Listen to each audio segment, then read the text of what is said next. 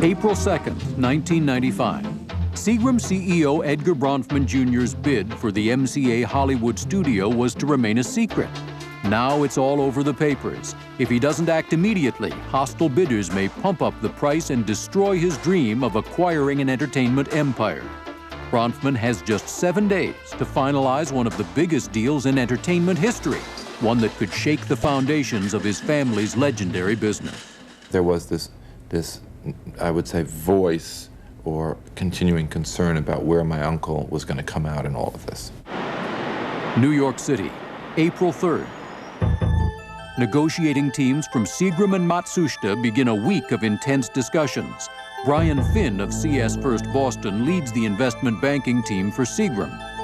There was an extraordinary premium on speed. And so our response was, we'll do everything we can that's humanly possible. Across the table, Enrique Sr. from Allen & Company leads the financial advisors representing Matsushita. It was clear that we had to get a deal done, and we had to get it done quickly, and we had to agree on price. While the two negotiating teams talk price, Edgar Bronfman Jr. directs his attention to a second obstacle. His uncle, Seagram co-chairman Charles Bronfman. The following morning, with 5 days left to close the deal for MCA, Edgar Bronfman Jr. flies to Montreal to meet with his uncle and top-level Seagram directors about the sale of DuPont and acquisition of MCA. The atmosphere at that meeting was quite tense. At least I was quite tense. Edgar Bronfman Jr. claims that the financial success of Seagram lies in growth industries such as entertainment. Charles Bronfman disagrees. He argues that entertainment is far too unpredictable an industry on which to wager Seagram's future. He said to me, look, I'm 64 years old. I have $1.5 billion. What do I need this for? And I said to him, you don't need it. I said, the problem is I don't have a lot of other shareholders who have the same profile. As the meeting closes, Edgar Bronfman Jr. is certain that he has the support of all the directors present except his Uncle Charles. There had been, up until this time, a sort of a private understanding that unless my father and he and I agreed, we would not bring something to the board. So my uncle effectively had a veto. And the question I still did not know was whether or not he would exercise that veto. As Edgar Bronfman Jr. runs out of options in Montreal, the negotiating teams in New York continue to talk price. But despite 2 days of round-the-clock discussions, Enrique Sr. and Brian Finn are still several $100 million apart on a purchase price for MCA. Seagram was not prepared to give them everything they wanted. And they were prepared to go to a certain price and on certain terms, and that was it. Matsushita had a minimum price that we could not go below. We were not going to sell the company at a price that would create a significant loss for them. With only 4 days until the deadline and investment banking teams battling over price in New York, another battle is taking shape 400 miles to the north. It is a battle for control of the future of Seagram. April 5th. During a private lunch at the family's estate in Montreal, Edgar Bronfman Sr. and Uncle Charles debate details about the deal. I don't know what my father said to Charles, and my father was very circumspect in discussing it with me. I think he felt that Charles exerting this sort of negative veto was going to cripple the company, and that would come to no good. Whatever Edgar Sr. says to his younger brother Charles is to remain a family secret. But after months of trepidation, Charles Bronfman gives his blessing to sell DuPont and buy MCA. April 6th. With 3 days left to do the deal, Seagram's board of directors convenes at corporate headquarters in New York. What I had said to the board is, we can take this company, we can grow it, we can find the right management, we can make the right decisions. We're not going to get screwed by Hollywood. The board follows Bronfman's lead and unanimously agrees to sell 156 million shares of its DuPont stock for $8.8 billion.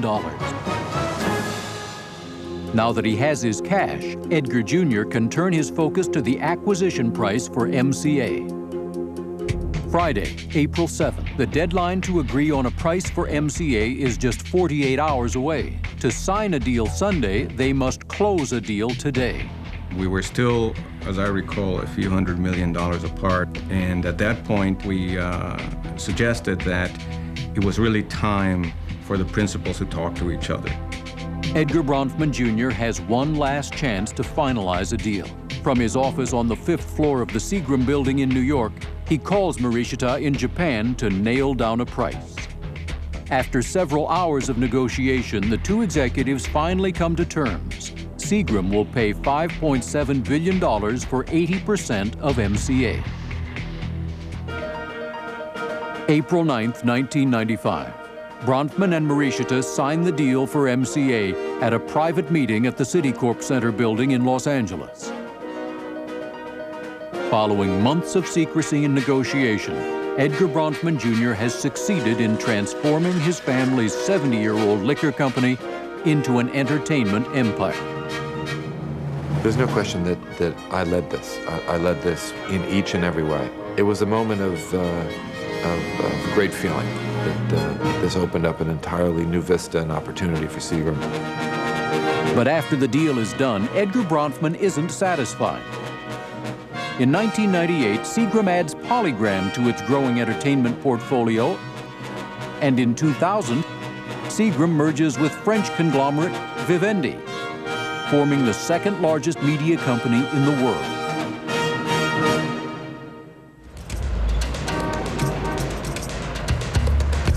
Edgar Bronfman's bold plan to transform his family's liquor company into an entertainment empire reveals three vital insights into deal-making strategy.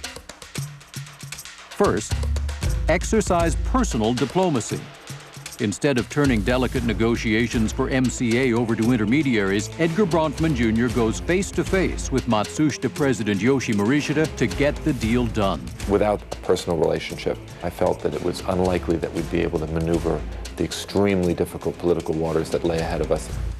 When Yoshi Morishita realizes a deal with Seagram can revive his company's troubled bottom line, he chooses to follow one of business's most basic tenets: cut your losses. Matsushita was able to unload 80% of the unmanageable company.